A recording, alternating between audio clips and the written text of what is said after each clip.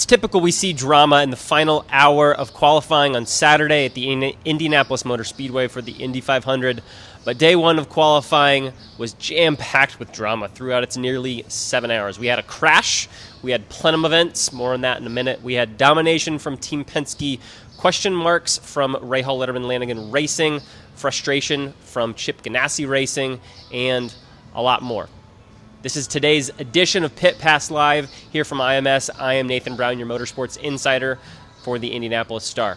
As I mentioned, a strong, solid day for Team Penske, a day that they have been working for years. Will Power told us at the Grand Prix of Long Beach more than a month ago that he was confident that a Team Penske driver would land on pole. In fact, he almost guaranteed it, and he went on to guarantee it today, and that was after Team Penske drivers Will Power, Scott McLaughlin, and Joseph Newgarden locked up the top three spots in today's qualifying. They were the only three drivers to finish with four-lap averages above 233 miles an hour.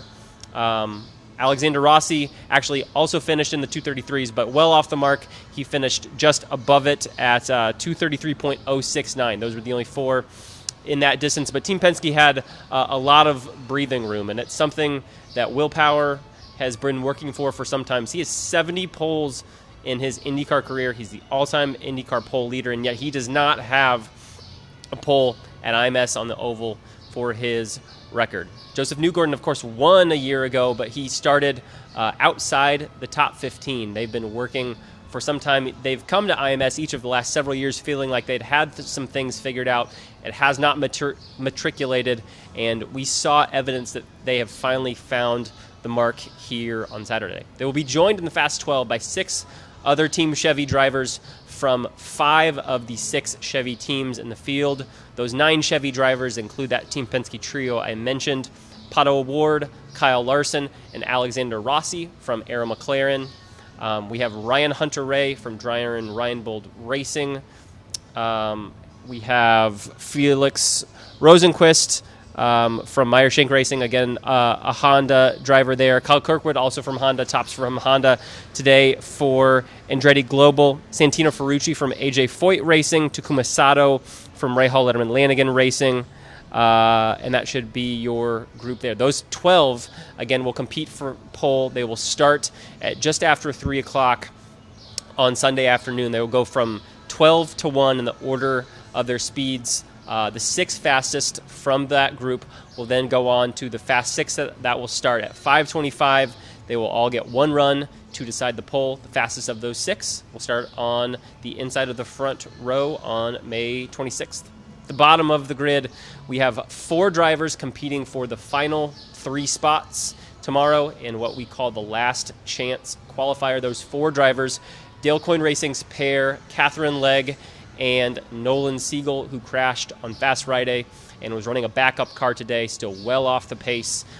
Certainly the, I don't want to say favorite, but the odds-on most likely driver to get bumped tomorrow, unless that number 18 Dale Coyne Racing Honda team can find multiple miles an hour of speed to bump out one of the others. Graham Rahal from Rahal Letterman Lanigan Racing, one of the others that will be competing again in the LCQ. You will likely remember that he was bumped last year by his teammate Jack Harvey. The other LCQ competitor, surprisingly, Marcus Ericsson from Andretti Global. Perhaps not so surprisingly in that Marcus crashed on Thursday. They were forced to go to a backup car after 3 hits that he suffered going through turn 4 on the outer wall, the inner wall, and finally the pit lane wall barrier, the attenuator there. He was a little bumped and bruised, but Marcus was okay. His car was not, and they have not had the speed that they were looking for, the consistency, the balance that they had in that car that they were running Tuesday, Wednesday, and Thursday when we got on track, and they have been searching and scratching their heads ever since. A couple surprising stories throughout the field. Rinus Veejay crashed early in qualifying on Saturday morning and then went on the second-to-last run of the day and jumped all the way up from outside the top 20 into that Fast 12. An incredible run, incredible story.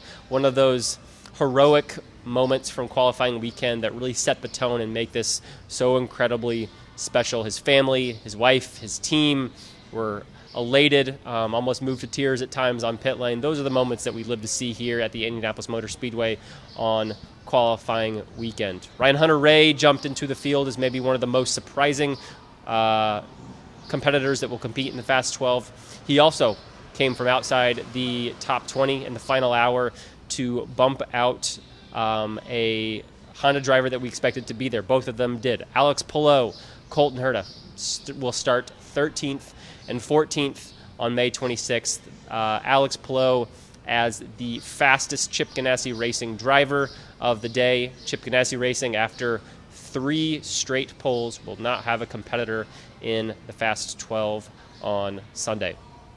Here, we got a chance to speak with Rinus after that amazing moment, as well as with Graham as he's struggling and scratching his head again to find some answers after a year where they felt like they made a lot of progress and yet again still find themselves hoping and waiting to see if they will make the race on Sunday. What a day. Well, like I said earlier, it would be a really cool story, but I like boring stories more. But yeah, well, what a day indeed. Just such a roller coaster. So, I mean, such a heartbreak to start the day, and crew got the car back together in under 3 hours, which is incredible to start with. And I mean, then to get a banker lap in or a banker run in, get the car cooled down, go back out again at the end, and then do that. I mean, I've never lost hope, but I mean, I never expected us to do that. So it's such a great story, such a great job by the guys. I think they are the real winners here today. I just had to stay flat for four laps today and hang on to the thing. They made it possible for me, and just really, really, really good job. I hope that a smooth 4 is what it's going to take. Tomorrow. But Kat, Marcus, me, we're all about the exact same. Nolan, I'm sure they're going to work hard overnight to find some speed there. But again, a smooth 4 is never a guarantee around here. I think Rinus is proof of that this morning. We always expect him to be up front and to be fast, and sometimes the plays can bite you in ways that you're not expecting. So, we just got to put our heads down. It's not at all what we expected as a team. I think it's a culmination of a lot of things that have put us back here, again. But it's no excuse. We've got to figure out why we've lost some speed over the last couple of days and just and go from there. Tomorrow's schedule starts at noon Eastern time. We'll have practice for both those 12 drivers in the Fast 12, as well as the 4 drivers in the last chance qualifiers. That goes from 12 until 2, and then our qualifying action gets going just after 3. As I mentioned, that Fast 12 rolls off at 3:05. They each get 1 attempt. That will end at 4:05, in which we will transition to that LCQ. Those drivers all get multiple attempts if they so wish. They will each get 1 attempt in successive order, and then from there we'll see how that shakes out, see who's on the outside looking in. That driver sitting 34th after those first 4 runs, you'll likely see make multiple runs. It is very tough to work your way into the field in that LCQ if you were on the outside. It will be in the heat of the day, sometimes with some wind. These cars oftentimes also do not run quicker after they've just run 5, 10, 15, 20 minutes prior. A lot of times on Saturday, teams will wait an hour or so, unless they're in emergency mode, to make another run so that their engine can cool down in time and get the proper speed, power, reliability that one would need to try and run as best of a run as possible. And yet, we saw last year Jack Harvey run a second to last run that wasn't quick enough. They made a few quick tweaks, I think threw on some new tires, ran back out there, and he was able to bump Graham Rahal out of the field. Actually ran faster on lap 3 than he did on lap 2. Ran faster, I think, on lap 4 than lap 3. That was one of the most unexpected moments, I think, that we've seen at IMS in qualifying weekend in a couple years now. And we'll see if someone can pull a rabbit out of the hat on Sunday. All eyes to Dale Coyne Racing in Catherine Legg and Nolan Siegel. They have consistently been the two slowest cars we've seen this weekend. They will be, as I mentioned, going up against heavy hitters in Marcus Ericsson and Graham Rahal. Certainly, though, not a whole lot of easy sleep for that pair, as we've seen last year. Anything can happen. You can have a crash or a near crash like Will Power did back in 2021, only barely making the race and the LCQ in the first place and tapping the wall, keeping his foot on the gas and making that 4-lap run stick. We'll see what happens. It'll be an exciting run.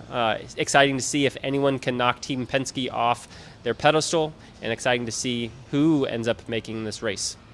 That's all for this day's edition of Pit Pass Live. We'll be back tomorrow to break down what we see in that Fast 12 and that LCQ and what we notice from this field as a whole with the grid finally set. We'll have lots of stories that have either just published, will be published later tonight or even tomorrow morning, covering all of the action that happened on track for qualifying day at the Indianapolis Motor Speedway. I'm Nathan Brown, your motorsports insider for the Indianapolis Star. Thanks for watching this evening's edition of Pit Pass Live.